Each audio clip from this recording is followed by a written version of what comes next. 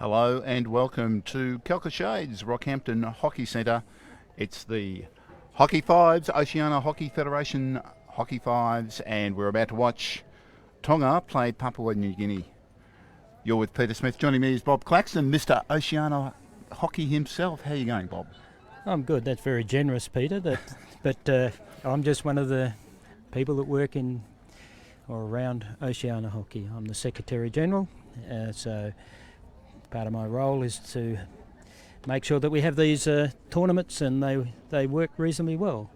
I must compliment Paul Mills and the streaming Live streaming Brisbane. Yeah. We've had so much positive feedback globally, which is fantastic for a home streaming company to get that sort of exposure. Oh, thanks very much for that, Bob. It's lovely of you to say that. We try to do our best and we try to do it as economically as possible for associations like the Oceania Hockey Association, because we're not exactly made of money, are we? No. And speaking of making made of money, I mean, one of the reasons that we have a Fives tournament here at the Oceania Cup is because the Pacific Islands economically just can't afford to bring, a team of 18. So we copied the Youth Olympic Games format of Hockey Fives. We think that for youth games it's fantastic.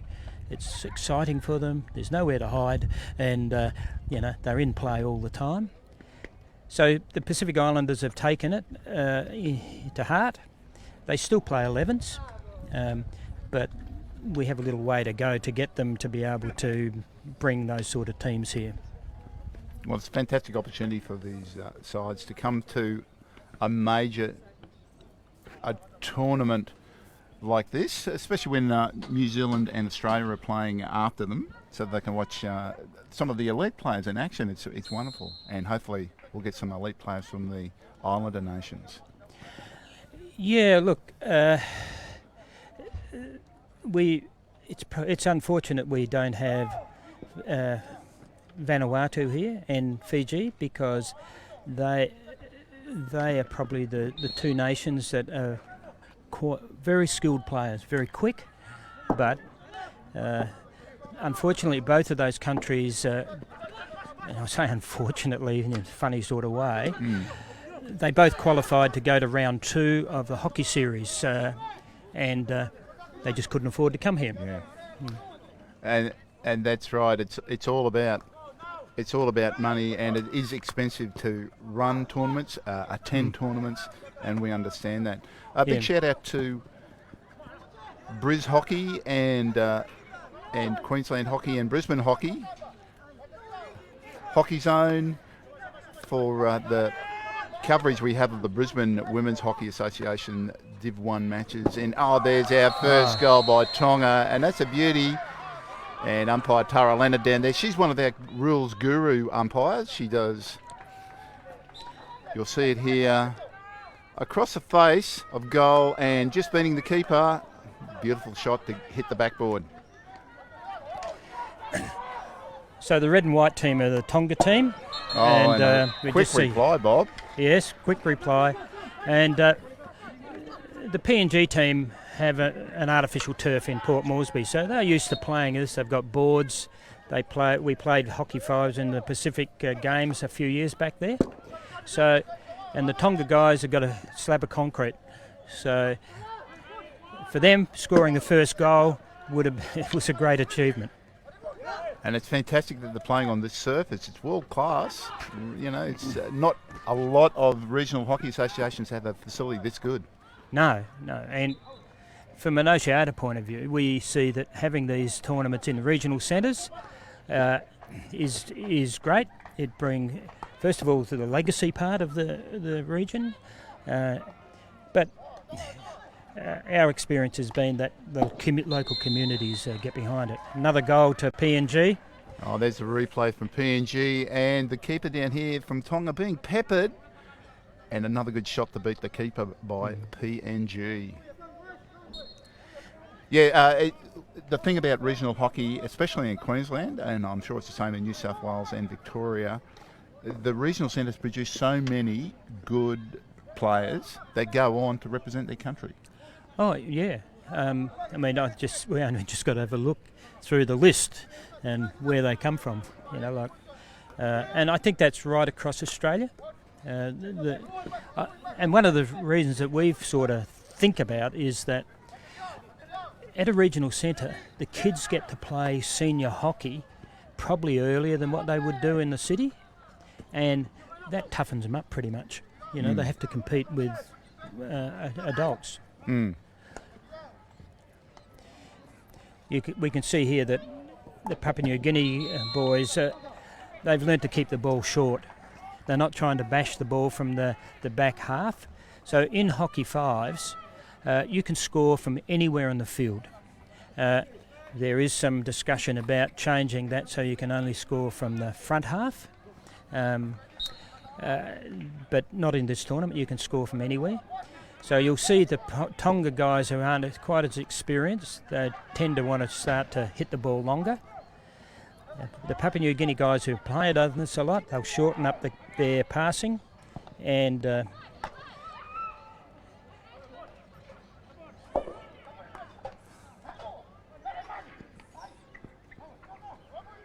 umpire down that end is Kellyanne Foskin, and she's doing the right thing, staying just outside the barrier.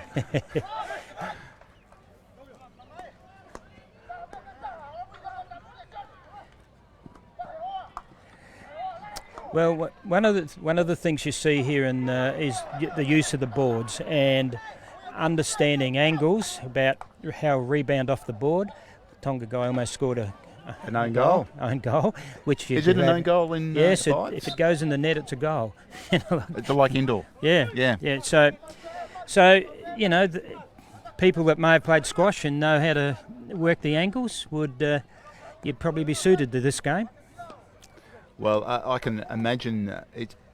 We were talking before off air about how this is sort of a cross between indoor hockey and the shortened hockey format, the nines that Rick Charlesworth experimented with some years ago.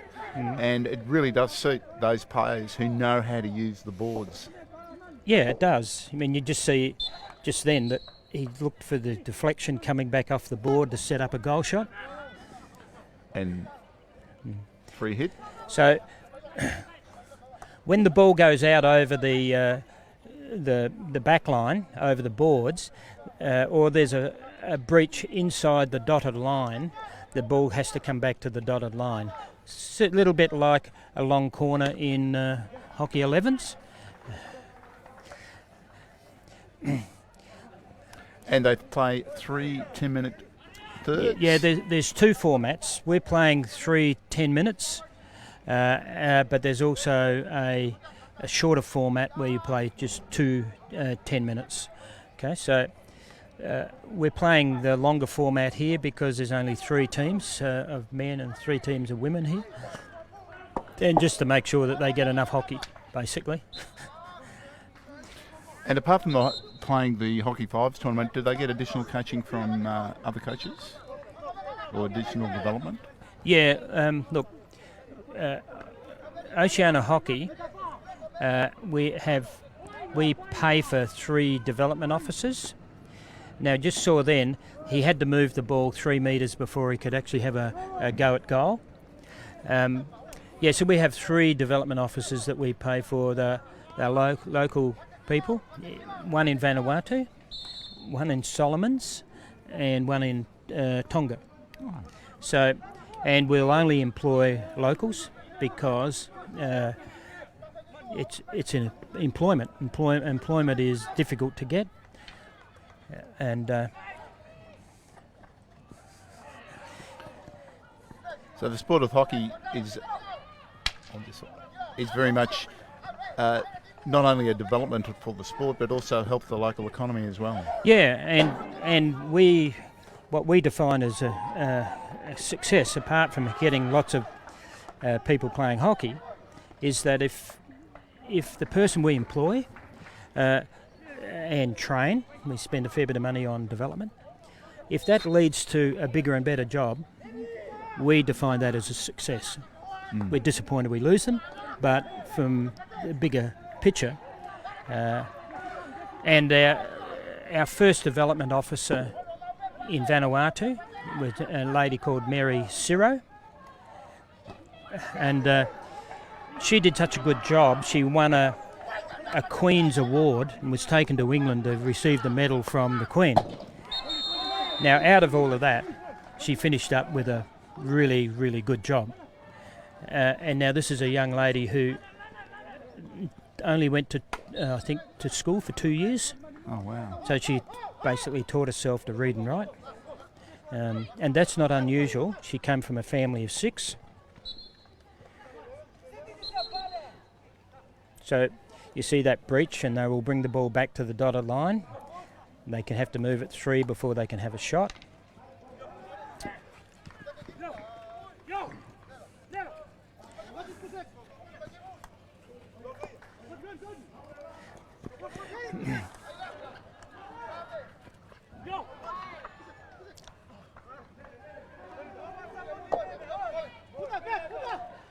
Now the PNG boys have really got the idea of using each other around the field and using the boards. The Tongan players just starting to develop that sort of ability and experience. Yeah, well, they're the most inexperienced team here and probably have the least facilities. The other team, the Solomon Islands, have they've been playing hockey a little bit longer, so.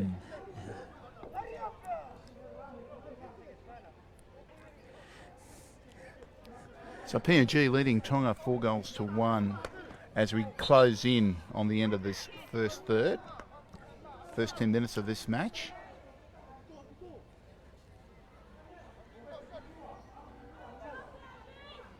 And just seconds remaining.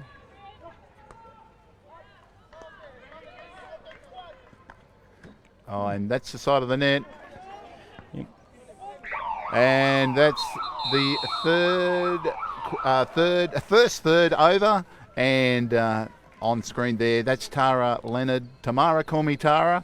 She's one of our rules guru. You can find her videos explaining the rules of hockey on the Briz Hockey website. You'll find it on Facebook, or just Google it, and you'll find a lot of videos explaining exactly how all the hockey rules work and how to umpire them and play them. So the first break, PNG lead Tonga 4-1, and PNG certainly have the measure of Tonga at the moment, Bob. Yeah, and we would probably expect that. The Tongan boys, they don't have a turf, so this is a steep learning curve for them. And you'll just look at the body types of both of these teams. When PNG really started to get into hockey, their body types were a lot like the Tongan boys, but over time, hockey body type, if I would talk it that way, is sort of a much more racehorse type thing. More greyhound and whippet, yes. Yeah, and so we're seeing that come through both the men and the women, which is, I guess you call it natural selection of a hockey player. Yes. But look, I can tell you that all of these teams here, they're terrific people. They struggle to get here, but long term we'll get some pretty good players out of it. In Tonga, for example, our development officer that we employ there has got a huge number of primary school kids playing hockey and getting into the secondary school, so they've got a competition. And it's just recently been named as one of the 4 sports the government wishes to support. Well, that's great. The thing about hockey, and I've said this many times over the years, is that hockey is a family game, and it involves both female and male members of every family. Yep. And we have hockey tragic families all around Australia. You could spend all day naming them. And the thing about hockey is it's a game where fathers can play with sons and mothers can play with daughters. And in social competitions, you can actually have all members of the family playing in one team in some of the summer comps. So it's a fantastic game, and it's a fantastic game because it's non-contact. Yep. The rate of injury is fairly low compared to a lot of the other competitive sports, and it's an Olympic sport as well. So you can represent your country at the highest level. Oh, absolutely, Peter. I mean, I really enjoyed playing summer hockey with my kids. You know, they showed me up a fair bit, but well, I was going to say you do have a daughter who plays with the hockey roots, and she's out here this afternoon later on. I would hate to have to try and run around with her. Yeah, fit and athletic. Yeah, and my son's a good hockey player as well. There you go. Like he's been in the Australian indoor team, and you know, he plays at the top level in Perth. Oh. Yeah. Well, those ball and stick skills in indoor hockey, if you play at the national level, you've got to be pretty good. Yeah. So, yeah, and look, I think that's one of the beauties of it. I think hockey sometimes gets a bit of a bad rap about people think that it's dangerous. Yeah. But in fact, we know there's so much statistics that say that it isn't. When you compare it with some of the other sports, that you know, like if you look at the injury rate in things like netball, it's really quite high. And I guess rugby. Well, that's right. And we're seeing with AFL, the women's side of that, there's quite high injury because it's contact. That's right. You know? And I think one of the things you see with hockey is that there's not many team sports where you're still playing at 75 plus. That's right. And the thing is, it's like I said, it's a game that families can play together for years and years. Yeah. And there's you don't have to be an elite player to keep playing. There's a social aspect to it as well. And people play, like you said, we have a veterans, well, not veterans, masters, we like to call it, competition. And it's played, you have a Masters Championship worldwide as well. Yeah, well, among other things, I play in the over 70s team, and I'm the current coach of the Australian over 70s team. We were runners up in Barcelona, got lost on a shootout. I was going to say they played in Spain just recently. Yeah. So at the end of this month, the Australian Men's Masters and Australian Women's Masters are being played. The men are in Bunbury. Great, regional centre, support the regional centre. And there's a goal. Oh, there's a goal. right from the centre line. Watched, and the PNG player, that's Ignatius Powell. I haven't said a lot of the Islander names because they are difficult to pronounce, some of them, because it's not quite pronounced the way we would spell it. You're absolutely right, Peter.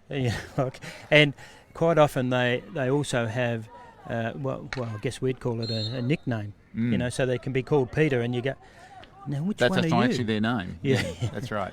And a lot of them will take a name like that because all the islands are quite religious, so they'll quite often take a name that is a biblical sort of name. Yes, well, there's Ignatius Powell who just scored that goal. Ignatius, obviously, a religious name. Yeah.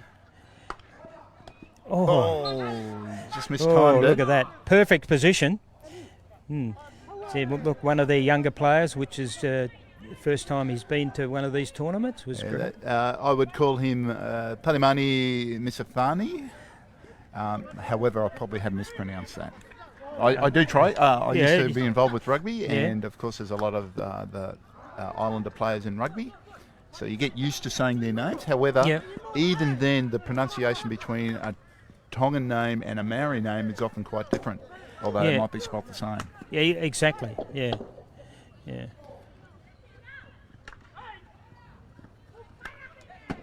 Oh, there's another good goal. You can see that the Tongan goalkeeper is quite inexperienced, and yesterday we had Stuart Deering, an ex-Australian goalkeeper, come out and ran a series of development workshops for the goalkeepers and the coaches. So, you know, his employer, Just Hockey, was, you know, allowed him to come. So, you know, And Stuart reckons that there's a huge amount of potential in these guys. They just need to understand the techniques. That's right. Well, you look at the PNG side, they're very fit, athletic young men, and they do have some skills, like we just saw then. Yeah, and they've done now a lot of fitness work that they never used to do. Just rock up and play. But now, because this is a national team, they've actually been in camp and PNG is quite big in hockey. Oh, that's great. It's right across. It's right across PNG, across the Lay and those places. I think there's, I can't remember how many associations there are, but there's more than 10 associations. That's great. We did a development program up in the mountains, and they made their own hockey sticks out of branches. Wow. And they didn't have a ball, so they had a basket full of lemons. Oh, wow. And they'd go and get, but they were playing the sport, which is terrible to think about, because I was cleaning up Audrey's gear, my daughter's hockey gear, because she's retired from hockey, and I thought I had got all the sticks and all the other gear, and cleaning out the garage, and I found 5 hockey balls and 5 hockey sticks that she had from over the years, because she was sponsored by Just Hockey. Yeah. And I thought, this needs to go to someone who needs them. Well, we have a program here that we've advertised to the players, which is Champions Give Back, where the players can sort of donate shoes, shin pads, balls, sticks. And what we do is we endeavour to get them out to the various island nations, and that's a part of their development pack. Now, Hockey Australia just donated a whole number of hooked into hockey packs. Yeah. So going from here up to PNG, they're going to take back quite a number of those. So if a player like, for instance, my daughter Audrey wants to donate equipment to Oceania Federation Hockey, they can do it? Is there a... They can.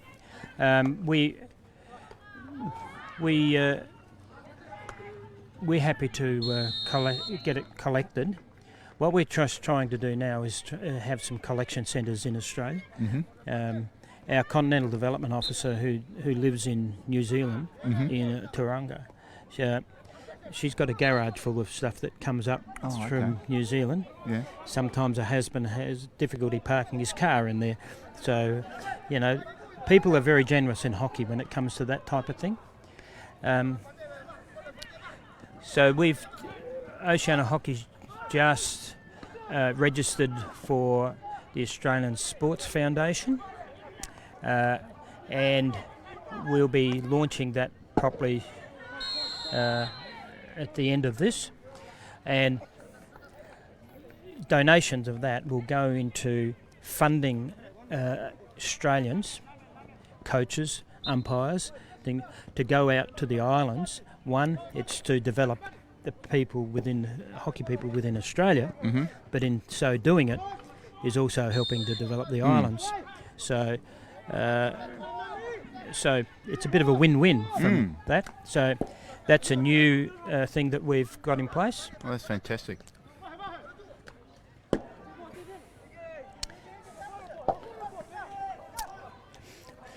Now, I'll just talk about some of the rules of this while we're playing here. So he's in. So come off the Tongan foot. So the ball will have to be brought back to the dotted line.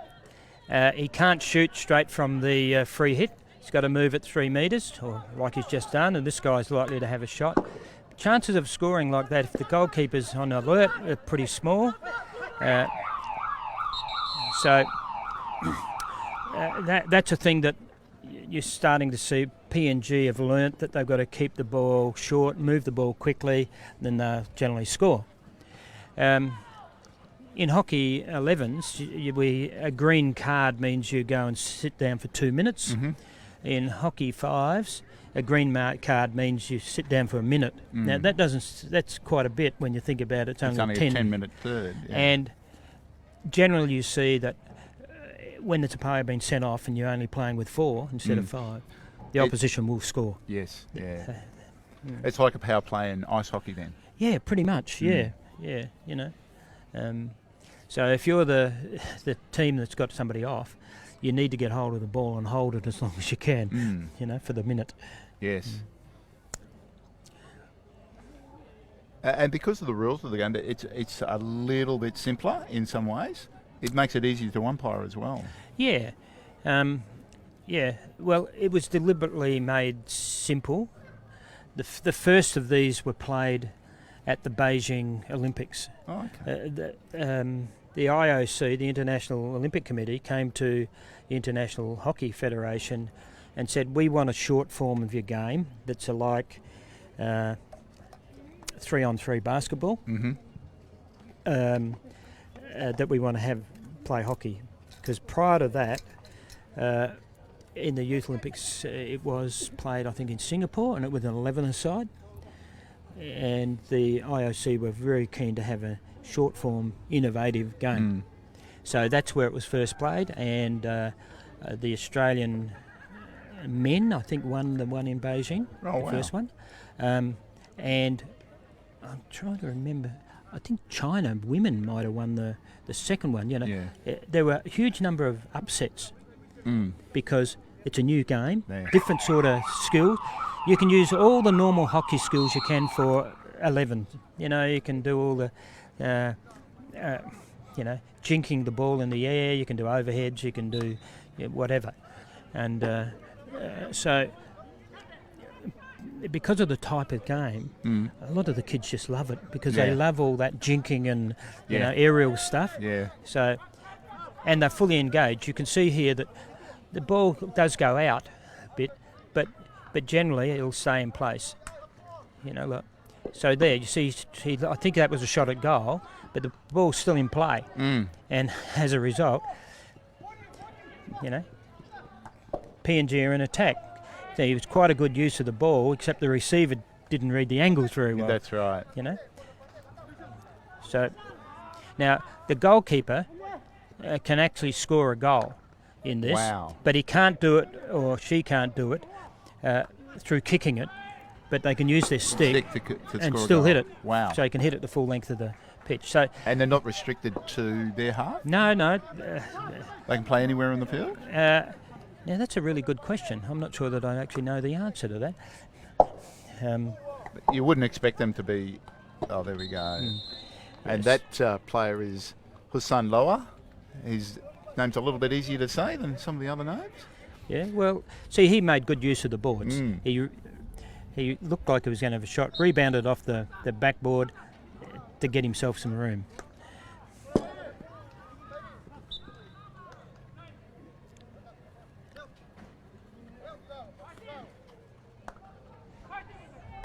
Oh, good. Again, you can see he's played a bit of hockey, and that wasn't a bad tomahawk. Yeah. Yes, the last time I saw a PNG team play, they were playing rugby league against my home side, Wynnum Manly Seagulls. And the thing about the rugby league teams from PNG is they're all very fit, athletic, strong men. Yeah. And all it takes is for them to develop the skills a bit better, and they're almost unbeatable. Yeah. And you can see here that if you look at the PNG players, they probably wouldn't be all that good. They'd be good at rugby league, but they're up against people that are twice the size. That's right, exactly. So, which is a bit daunting when they're running at you. So hockey's given the opportunity for people who are a little bit leaner to, show their skills. They've got good agility, we see with all the island nations, they all have really good eye-hand coordination. Yes, they do. Yeah. And in a lot of cases, it's not that they don't have the skills or they don't have the ability to be shown the skills, but they don't have the opportunity. Yes. So this is called a challenge, which is so the goalkeeper doesn't have to stand behind the line; he can come out a little bit. There is no time limit on that. When she's putting him back onto the line, that was a bit of a rule change, I think, that they made him stay there. Just have to have the heels on it. So Now the umpire will blow the whistle, and the players are all on the centre line. As soon as the whistle goes, they can join in. Okay, so it's not like an 8-second one-on-one. He's, it goes straight to open play. And that's more like the soccer penalty shot. If they save it, well... And the savers still play on. Yeah.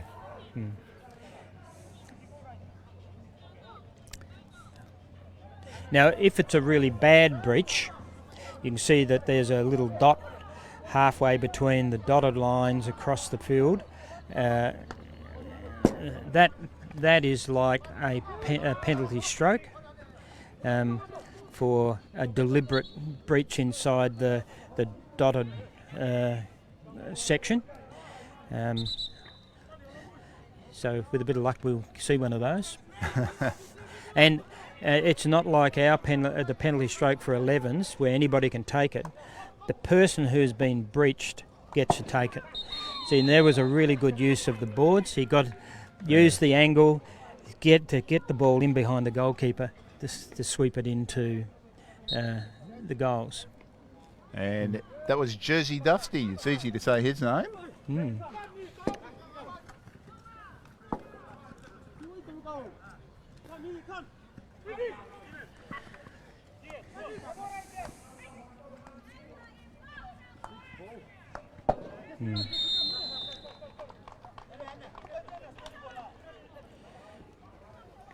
So there's 4 3/4 minutes to go in this last and third. I keep going to say quarter. Yeah, it's a bit of a change of language for us, isn't it? It is a change of language, yeah. So 4.5 minutes to go in this last third. So the score now is 13-1, so 14-1, is it? 13-1, I think. 13-1 is the score? Yes. And I think it's going to be 14-1 now. 14 now, so it didn't take long. And it just goes to show the PNG side do have the skills and just grinding down this Tongan side. The Tongan side, they've only got, they've got 5 out there. Yeah. They just couldn't see a lot of it's to do with, just learning how to structure up properly. That's right. So Tonga's now, high on our list to get some other higher level coaches there to teach the players.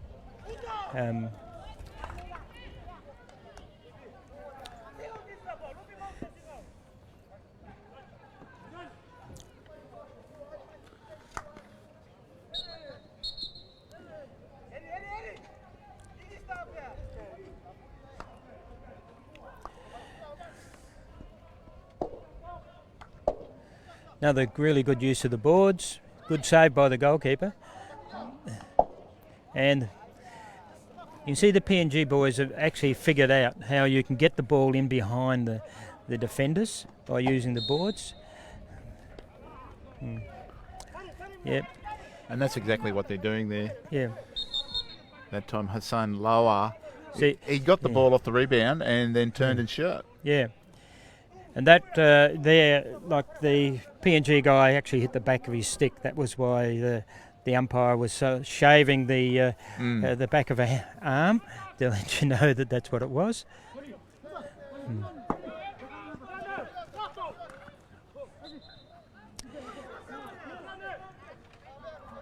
It's interesting. They tend to speak in their own regional language when they play against the other Islander teams because while they can all speak English, they like to keep it secret what they're calling to each other. Yeah. Oh, that's a nice very goal. nice goal. That's Andrew Potterwin. He's the son of the president of Papua New Guinea, Carl Potterwin, who's here somewhere. And I think his mum is one of the bench officials downstairs. Oh, so right. that's another thing about families involved in this sport everywhere. So And that's the thing about hockey. You don't have a lot of problems getting volunteers because normally the whole family is engaged in the game. yeah.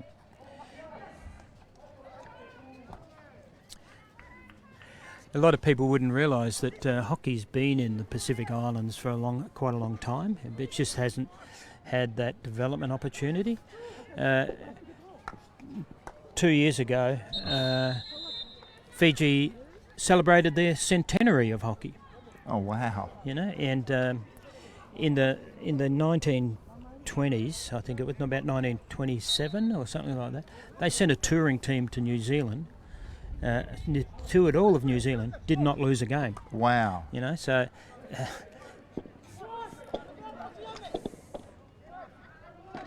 and I think that came about. There was a lot of expat people there. They had a lot of Indian people working in the cane fields. That's right. Yes. So along with it comes the sports that they love.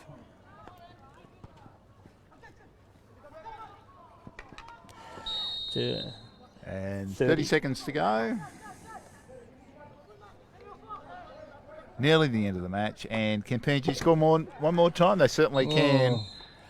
And that was Andrew Potterwin opening up the shoulders and getting it through the keeper. Well, 13 seconds to go. Can they score another one? 17.